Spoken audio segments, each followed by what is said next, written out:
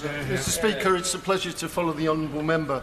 In his introductory remarks, the Chancellor made clear that leaving the European Union will have an economic cost. And that is right.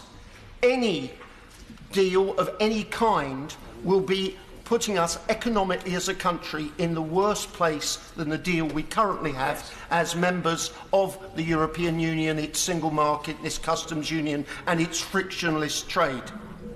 For our financial services sector, which is so vital for our country, and especially for London's economy, this deal does virtually nothing. And therefore, we have a dilemma. Now, it's fashionable to say that the British people didn't vote to be poorer. But if you look at some of the opinion polls at the moment, it seems that around 35% of our people are quite happy for the country overall, but perhaps not they themselves personally, to be poorer if we get some great independence and sovereignty.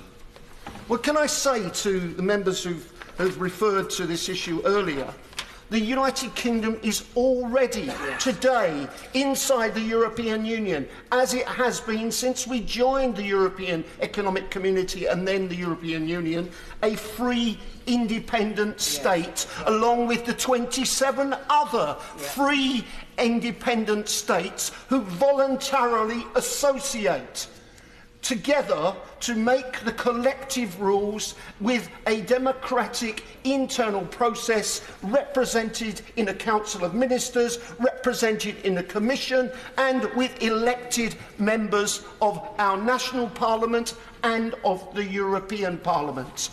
We still remain an independent democracy, as we have been for many, many years. And therefore, this false comparison of the EU and the Soviet Union, which is put out by the ultra-Brexiters, has really got to be taken on and dismissed. And similarly, I want to say this is the worst time for our country to be leaving the European Union. If the deal is agreed, there is this political declaration. The political declaration says we are not going to be in the European Defence Agency, we are not going to be in the European Defence Fund, we are not going to be in the permanent structured cooperation, but we are somehow going to aspire to not participate, but be involved in some indirect manner.